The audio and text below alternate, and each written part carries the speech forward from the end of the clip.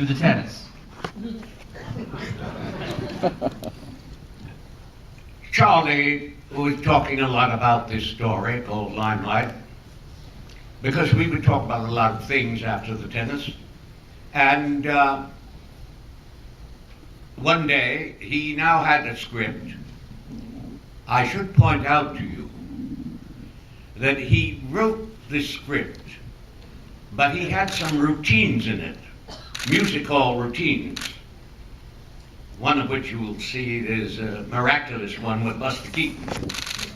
But he wrote these routines, and when the script went around town to agents, he had all the routines cut out of it, so that no one could steal these routines. No, they could not read them, they couldn't tell what they would be. They just read the story from beginning to end. And one day, while sitting on his front porch after some tennis, he said, I have this character, Baudelaire, and would you like to play it? I said, it's an honor, which it is. And I said, yes, of course. And that was it. Back to Claire. When you were having had the role was yours. I think even as early as New York, with the costumers, he had definite ideas about what he was drawing upon for the role of Teresa. Do you want to talk about that?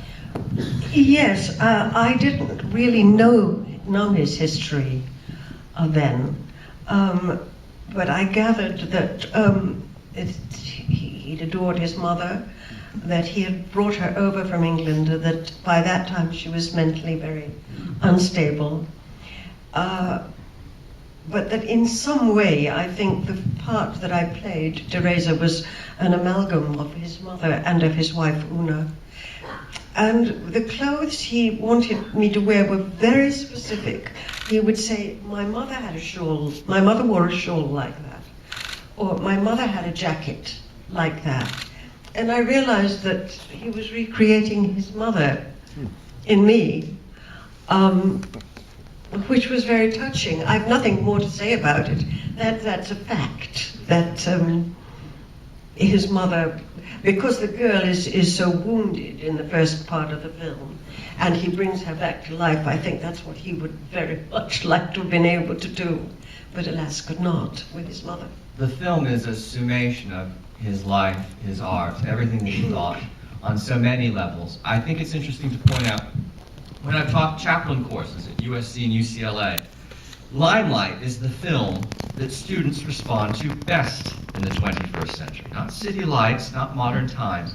Curiously, people feel that they know Chaplin, the man, as a result of this film. They know how he talks, what he thinks, how he would improvise, a rose and a rock, a pansy. We'll see all that. But this is no ordinary movie, and this is no ordinary man. But he was drawing from more than just his mother. He was really responding, you always have thought, to Una. Do you want to talk about that? Well, as I say, Teresa is partly Una, a young girl who marries an older man who he saves her, and then, in a way, in the end, though it doesn't work out quite as we hope, she saves him. And I always remember Una when she was asked in her, or Chaplin's later years and her middle years, about their marriage, and she said, well, when I was young, he took care of me, and now I take care of him. And I think that's very much the story of Limelight, and of youth and age coming together, the impossibility really of it being complete, because it's so clear that one of them is going to die well before the other, and the young girl has a life with this young man too. But it was certainly a salute to Una, and quite honestly, I think one of the reasons I got it was that I looked so like Una at that time that we were often mistaken for each other. It was altogether very strange. I mean, if I believed in fate, and I suppose I do, it was absolutely fated that I played it. Jerry Epstein always said that you were excessively modest by thinking that your resemblance to Una got you the part, because he always felt that Chaplin wouldn't have chosen you ultimately for that reason. It was because you were the closest thing to Duza that he could find. And that's what he always told me. Speechless. Did Charlie ever say that? That's what Jerry said to me. Good gracious. Here's a great quote. That That was his gold standard. Well, to the young people here who wouldn't know who she was, and I didn't see her because I'm too young even. She was the great realistic actress of her time. Sarah Bernhardt was the great theatrical and obviously superb actress, but Duza was the one I think that we would all like to have seen. And Chaplin saw Duza, He saw and her, he yes. drew on that old-fashioned, what we might call old-fashioned acting, but it was modern for that, for the film. When you see Chaplin warming his hands at the mantel, the fireplace, he's drawing on what he remembered Duza doing on stage. Really? Yeah. I didn't know that. And although that theatricality, we talked about Sidney Chaplin before. Sidney Chaplin, his son who plays Neville, the young composer in the film, thought that his father was a better stage director than a talking film director. And he felt that Limelight was his father's best later film, because he took all that theatricality and harnessed it with all these theatrical characters. Norman, didn't you work with Chaplin in the theater that Jerry The Circle? Sydney made here? I always thought you had. Would you, Norman, do this moment as your great performance to explain to me what it would be like if Chaplin came on the set and didn't feel like necessarily acting?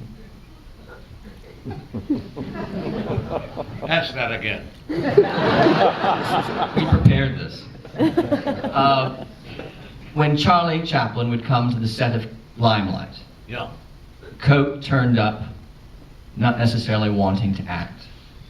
Oh, I know what you're referring to.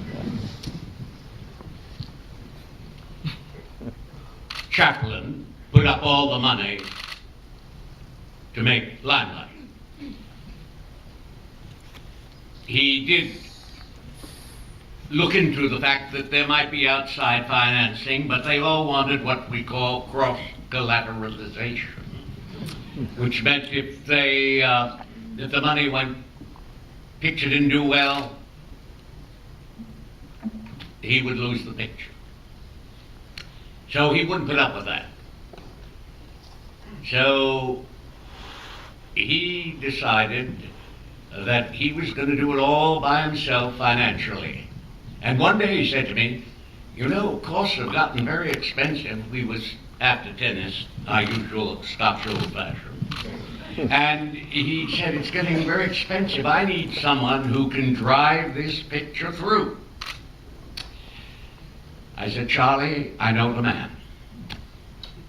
Now it so happens that in the course of time, I became very good friends with Robert Aldrich, who hadn't directed yet. He was an assistant director. And Bob, more than being a very good assistant director, he was a better top sergeant. And I had made a couple of pictures with him and admired the way he drove these things through. And curiously, Bob said to me at about this time, you know, I know this is going to be Chaplin's last picture. I've got to get on it. I've got to get on to work with this man. So when Charlie mentioned the fact that he needed someone to drive it through, I said, Charlie, I know the guy, if it works. So he met with Bob and he signed him on. And Bob was a top sergeant. And his most recalcitrant customer was Charlie. So,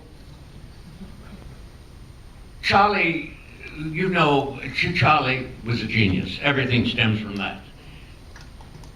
So he didn't react to Bob the way the ordinary actor reacts who's assigned to a particular scene.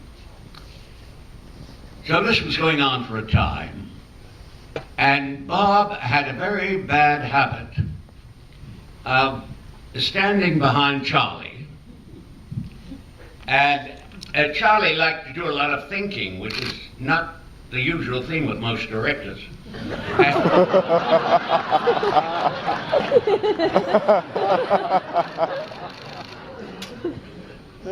Including myself.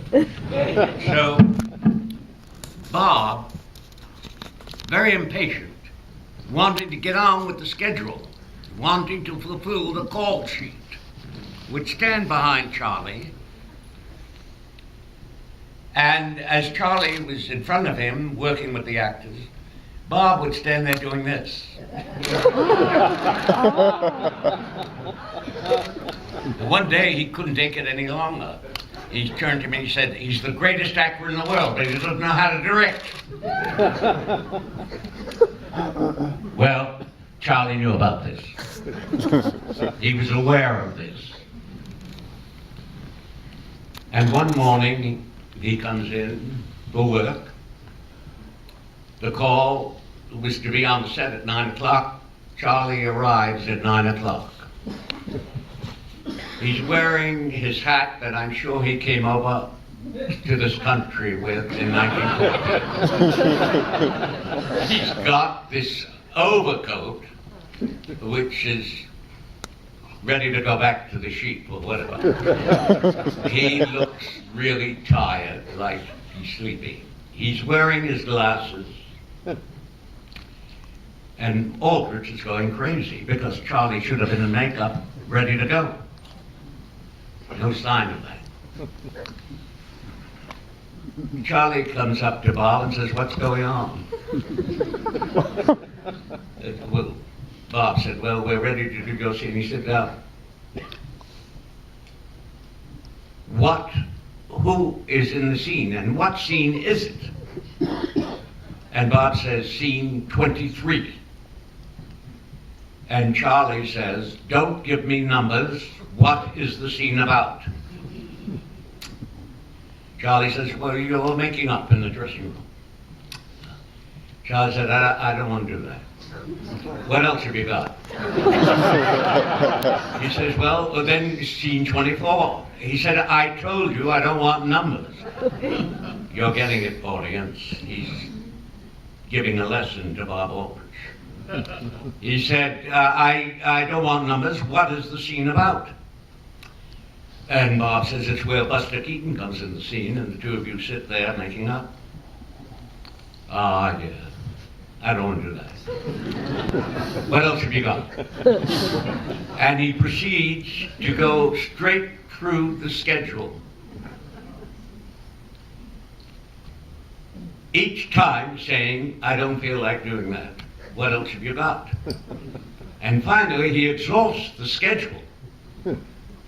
And he turns to Bob and he says, "I don't want to do any acting this morning. Find me something else to direct."